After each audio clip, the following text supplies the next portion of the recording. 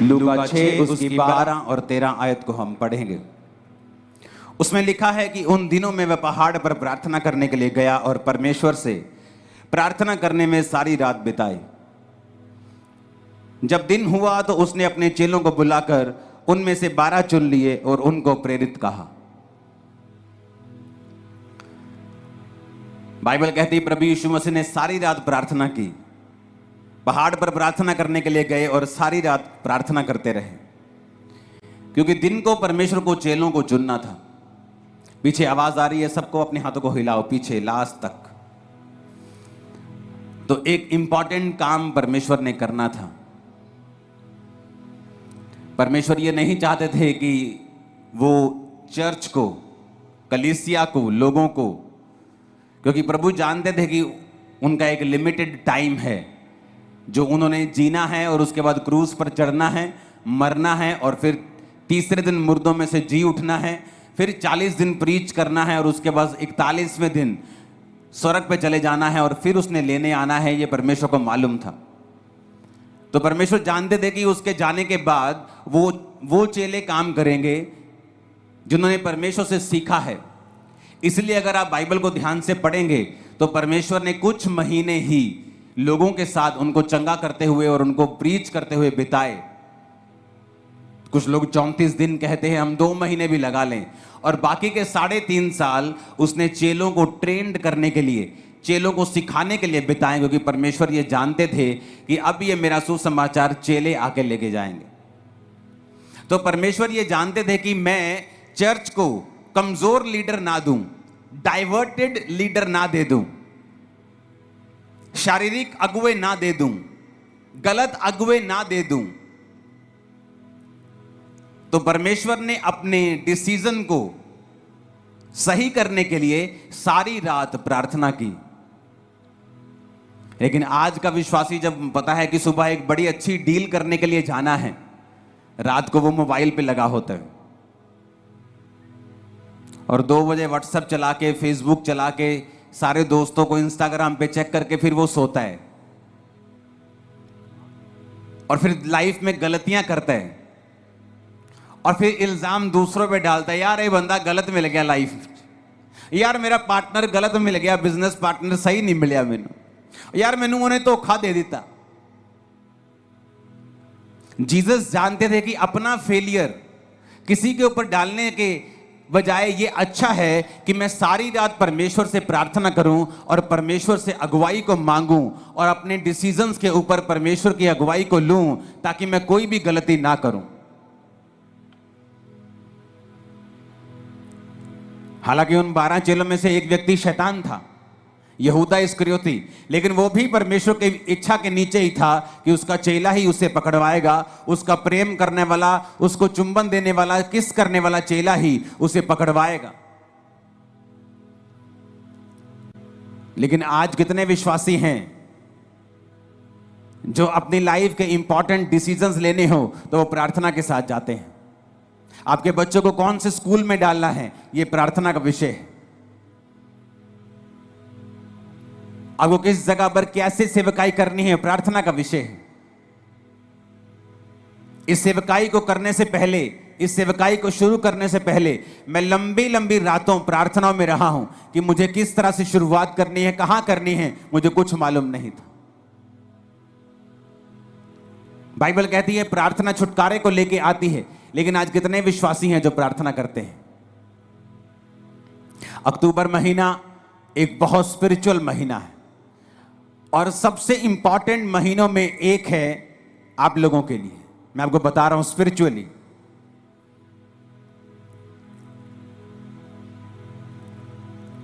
मैं इसमें डिटेल में नहीं जाना चाहता। लोग जादू और टोनों के नीचे रहते हैं इन महीनों में, लेकिन इन्हीं महीनों में परमेश्वर का आत्मा भी आपकी लाइफ में बड़े काम करना चाहता है। तो ये थर्सडे को, जो अभी थर्सडे आ रहा है, 2 दिन 3 दिन बाद, हम फुल नाइट प्रेयर करेंगे 8 बजे से लेके शाम के सुबह 4-5 बजे तक। इस थर्सडे मैं यहीं पे हूंगा आपके बीच में। और जैसे ही आप उस नाइट प्रेयर में होंगे, और घुटनों में हम प्रार्थना करेंगे 8-9 घंटे, फायर प्रेयर होगी, हीलिंग प्रेयर होगी, सब होगा, टाइम इनफ होगा हमारे पास। आप देखेंगे कि जो स्पिरिट है, प्रेयर की स्पिरिट है, वो आपकी लाइफ में वापस आ रही है। आप देखेंगे कि ये स्पिरिट, ये प्रार्थना की जो आत्मा है, इसकी कमी है विश्वासियों के अंदर। बहुत लोग ये जानते हैं कि प्रार्थना करने से वो छूट जाएंगे, लेकिन जब भी वो प्रार्थना करने के लिए बैठते हैं, शैतान पूरी तरह से उन पे फाइट करता है। आपके परिवार के बीच से होके, आपके शरीर के बीच से होके, इच्छाओं के बीच से होके, आपको जब प्रार्थना करने का समय होता है, हर तरह के नेगेटिव ख्याल आपके मन में आता है, हर तरह का अविश्वास आपके मन में आता है। तो मैं भी ये क्वेश्चन करना चाहता हूं कि जब आप प्रार्थना करने के लिए बैठते हैं, तभी ऐसा क्यों होता है? आप टीवी देखने के लिए बैठते, तब ऐसा क्यों नहीं होता? जब आप प्रार्थना करने के लिए बैठते हैं, तभी अविश्वास मन में क्यों आता है? तभी शैतान मन में क्यों आता है? तभी नेगेटिव बात मन में क्यों आती है? तभी पाप मन में क्यों आता है? इस गधे को समझाओ थोड़ा। अगर इशारा एक बार समझ नहीं आया तो तुम गधे हो, अगर एक बार में समझ आ गया तो तुम समझदार हो। ऊंची आवाज में हालेलुया बोलो जरा। मैंने एक क्वेश्चन किया आपसे, मैंने कहा अगर आप लोगों को प्रार्थना करने के टाइम पे ही शैतान तंग करता है, तो ऐसा क्यों है? क्योंकि शैतान को मालूम है प्रेयर में छुटकारा है। उसको पता है कि प्रेयर के द्वारा ही आप अगले लेवल तक जा सकते हो। उसको पता है कि प्रेयर के द्वारा ही आप ऐसे डिसीजन ले सकते हो जो आप अपने दिमाग से कभी नहीं ले पा रहे थे। क्योंकि उसको पता है कि जब आप प्रेयर करेंगे तो परमेश्वर आपकी स्पिरिट में आपकी अगुवाई करेगा। झट से आपको अंदर एक लाइट की तरह जगता है, जैसे लाइट जगती है ना एकदम कमरे में, वो मोमेंट एक लाइट की तरह होता है। जस्ट आपकी स्पिरिट में ऐसे आता है लाइट की तरह, और आपको मालूम होता है कि परमेश्वर ने आपसे बात की है।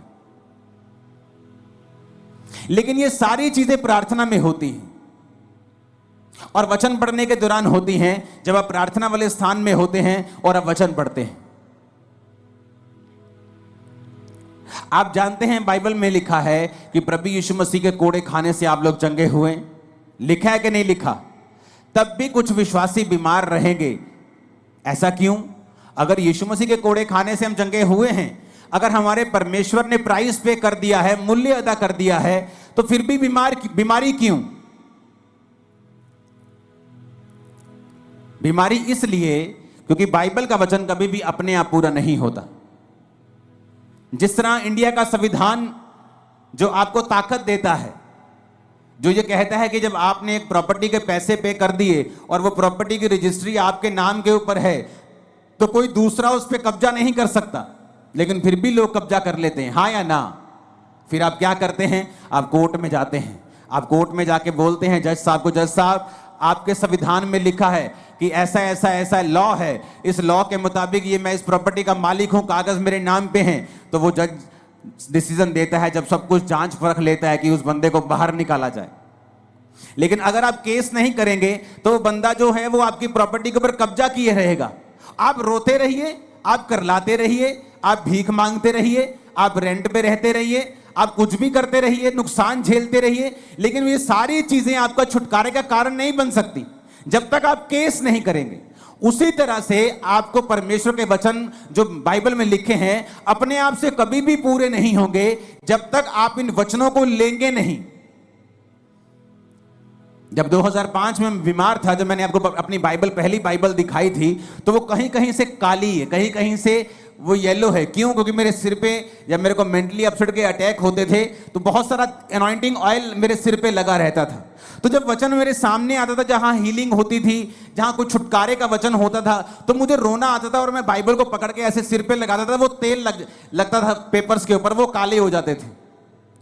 तो मैं प्रभु से पूछता था कि परमेश्वर तेरे वचन में लिखा हुआ है, मैंने थोड़ी लिखा है, ये वचन मैंने थोड़ी बनाया है। तेरे वचन में लिखा हुआ है धर्मी का वंश बचाया जाएगा। तेरे वचन में लिखा हुआ है कि तेरे कोड़े खाने से मैं चंगा हो चुका हूं। तेरे वचन में लिखा हुआ है, अब ये तेरा वचन मेरी जिंदगी में पूरा हो। अपने आप कुछ नहीं होगा। पेंटीकोस्त के दिन चेले प्रार्थना कर रहे थे। क्या प्रार्थना कर रहे थे? जब पवित्र आत्मा उतरा मैंने लोगों को पूछा, मैं लोगों को पूछता हूं क्या प्रार्थना कर रहे थे कि पवित्र आत्मा उतरा? कहते जी प्रार्थना कर रहे थे कि परमेश्वर तेरा आत्मा उतरे।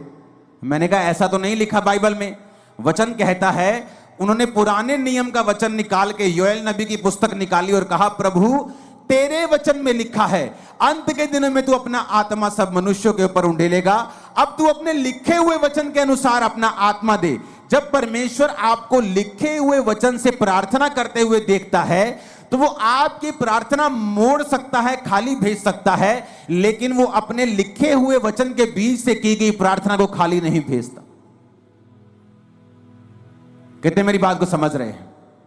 जब आप जज को बोलते हैं जज साहब इसको छोड़ दीजिए, ये अपनी मां का एक लौता बेटा है, इसकी मां मर जाएगी, तो जज इस बिहाफ पर गुनहगार को छोड़ता नहीं है। आप कुछ भी मत बोलिए जज को, ये अकेला बेटा है कि इसकी मां के 14 बच्चे हैं, छोड़ दीजिए। आप ये बताइए जज को कि ये प्रूफ है जी, ये निर्दोष है। जज और कुछ नहीं पूछेगा, उसको छोड़ देगा, हाँ या ना। उसी तरह से आप परमेश्वर को धमकियां देते हैं, प्रभु मेरा अभी मैं तो अभी जवान हुई हूं, आप धमकियां देते हैं, प्रभु मेरा बच्चा अभी छोटा है, आप धमकी देते हैं, प्रभु मेरे पास पैसा नहीं है तो मेरी मां को कैंसर कैसे हो आप धमकियां देते हैं। उसका कोई भी असर परमेश्वर पे नहीं होगा, क्योंकि वो लिखे हुए वचन से बीच में से जो प्रार्थना की जाती है उसको वो सुनता है और उत्तर देता है, क्योंकि वो अपने वचन का इनकार नहीं कर सकता। एक विश्वासी को कैसे प्रार्थना करनी चाहिए? आज बड़े ध्यान से इस प्रार्थना को, इस वचन को सुनना। अगर आपने सुना और माना, लाइफ सेम नहीं होगी, उत्तर आएंगे, आपकी लाइफ रिलीज होगी, शैतान से डिलीवरेंस होगी, हर तरह से आप ऊंचा जाएंगे। आमीन खड़कने वाला चाहिए जरा, ऊंची आवाज में हालेलुया बोलो जरा। अब आपको बात बड़े ध्यान से समझना है, एक विश्वासी को प्रार्थना कैसे करनी चाहिए ये मैं आपको समझाता हूं। ये मैं उन लोगों को समझाता हूं कई बार जो मेरे पास मिलने के लिए आते हैं। एक विश्वासी को प्रार्थना कैसे करनी चाहिए, कौन सी प्रार्थना है जिससे आपकी लाइफ में रिजल्ट आता है। अब आपने ये बात समझ ली कि प्रार्थना जरूरी है, प्रार्थना नहीं करेंगे परमेश्वर उत्तर नहीं देगा। उसने लिखा है मांगो तो दिया जाएगा। वचन, ये आप बोलेंगे वचन में तो लिखा है कि परमेश्वर मांगने से पहले जानता है तुम्हें किन वस्तुओं की जरूरत है। हाँ वो जानता है तुम्हें किन वस्तुओं की जरूरत है, लेकिन देता तभी है जब तुम मांगते हो, क्योंकि वो अपने वचन को पूरा करता है। मांगो तो दिया, ढूंढो तो तुम, खटखटाओ तो तुम्हारे लिए खोला जाएगा। अब शैतान बुरी कोशिश करता है कि जब तुम प्रार्थना करने के लिए बैठो तुम्हें फोन याद आ जाए, तुम्हें सॉन्ग याद आ जाए, तुम्हें कुछ बात याद आ जाए, तुम्हें काम याद आ जाए, एनीथिंग पॉसिबल, पॉजिटिव और नेगेटिव एनीथिंग वो आपको याद करवाएगा। एक लौता माध्यम है जिसके द्वारा तुम परमेश्वर के साथ जुड़ते हो और आगे बढ़ते हो, और परमेश्वर का आत्मा तुम्हारी अगुवाई करता है। हालेलुया। जो मैंने अपनी मसीह लाइफ में देखा है, मैं आपको उस एक्सपीरियंस से और वचन से आपको बताता हूं प्रार्थना कैसे करनी चाहिए। आपको दिन में सुबह प्रार्थना करनी चाहिए, आपकी पर्सनल प्रेयर, जिसमें आप सिर्फ अपने लिए, अपने परिवार के लिए, अपने काम के लिए, अगर आप पास्टर हैं तो अपनी सेवकाई के लिए आप प्रार्थना करते हैं। अगर आप सुबह 1.5 घंटा प्रार्थना करने बैठे हैं, क्योंकि उसके बाद आपको काम पे निकलना है, तो आपको पौना घंटा प्रार्थना करनी है, 45 मिनट।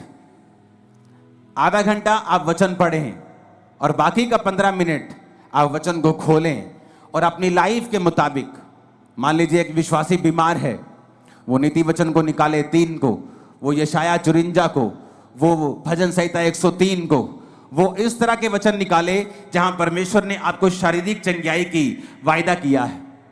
आप उस वचन को पढ़ें कि परमेश्वर तेरे वचन में लिखा है। जिस तरह जब मुझे रोग था तो मैं परमेश्वर को बोलता था कि प्रभु तेरे वचन में लिखा है भजन संहिता में कि तू मुझे दीर्घ आयु से तृप्त करेगा, तो मैं प्रभु से बात करता था, लड़ता था, जैसे फाइट करते हैं। किससे? वचन से। इमोशनल फाइट नहीं, उसका कोई फायदा नहीं। वचन से फाइट करना। परमेश्वर कहता है वचन से अपने प्रमाण मुझे दो, सबूत दो मुझे, क्यों मैं तुम्हें चंगा करूं, क्यों तुझे बच्चा दूं, क्यों ब्लेस करूं, सबूत दो। क्या है सबूत? सबूत वचन है। तो प्रभु से मैं बोलता था, प्रभु तेरे वचन में लिखा है कि तू मुझे दीर्घ आयु से तृप्त करेगा। तो मैं इस तरह से प्रभु के साथ फाइट करता था कि प्रभु तेरे वचन में लिखा है कि तू मुझे दीर्घ आयु से तृप्त करेगा।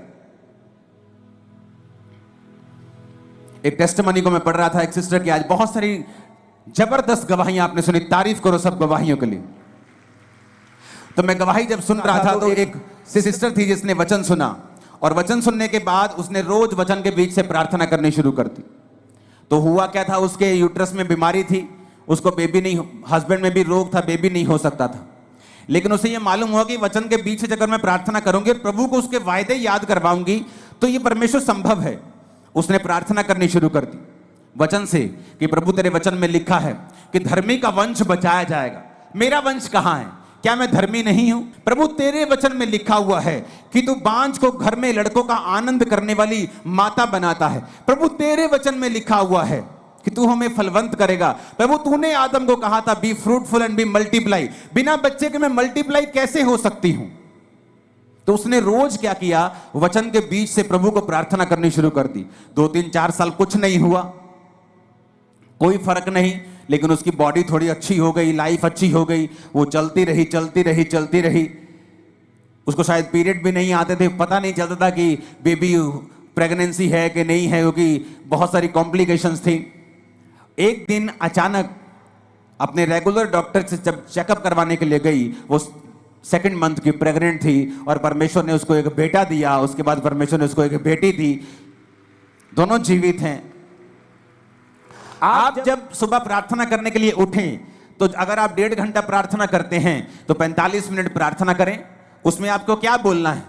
आप कुछ भी बोलें, वो परमेश्वर है, वो कोई बाबा नहीं है कि आप एक वर्ड थोड़ा इधर उधर बोल देंगे तो वो आपकी जान ले लेगा या आपको श्रापित कर देगा।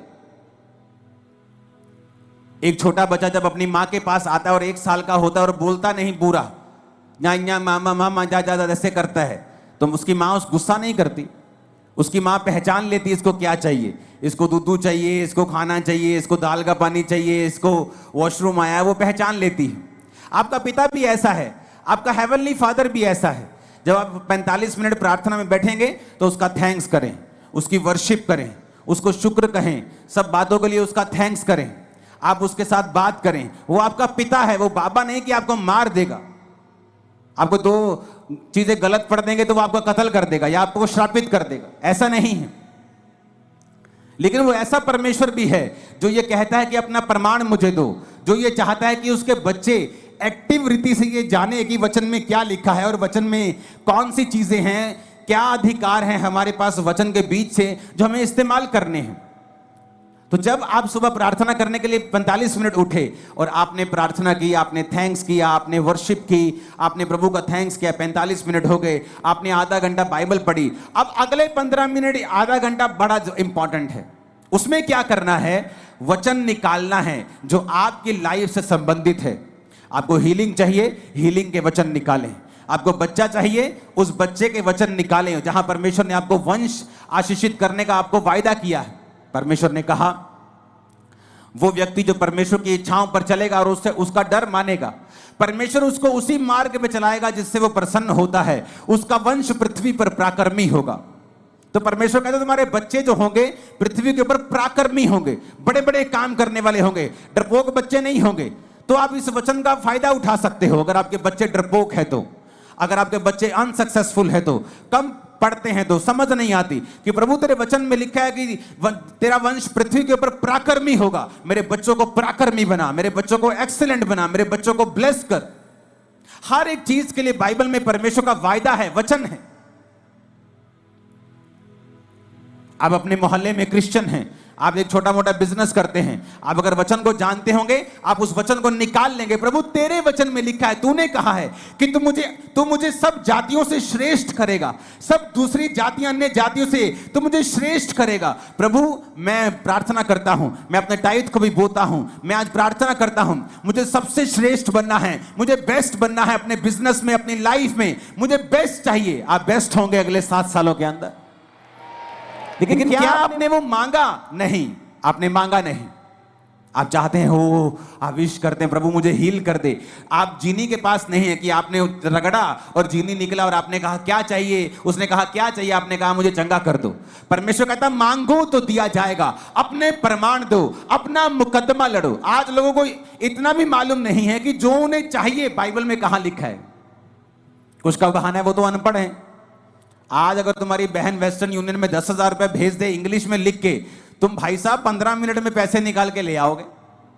तुम्हें पता है किससे पढ़वाना है, किसको 10 रुपए का लालच देना है, किस पोते को बोलना है, किस पोती को बोलना है 100 रुपए देके और पैसे निकलवा के लेके आने। लेकिन जब बाइबल पढ़ने का समय आता है, आपको ट्यूशन रखनी चाहिए अगर आप अनपढ़ है तो। 2 महीने में बाइबल पढ़नी सीखो, खुद समझो बाइबल में कहां कहां वो वचन लिखे हैं जो आपको जरूरी चाहिए, जो आपके लिए एक हथियार की तरह काम करेंगे। हालेलुया, ऊंची आवाज में हालेलुया बोलो जरा।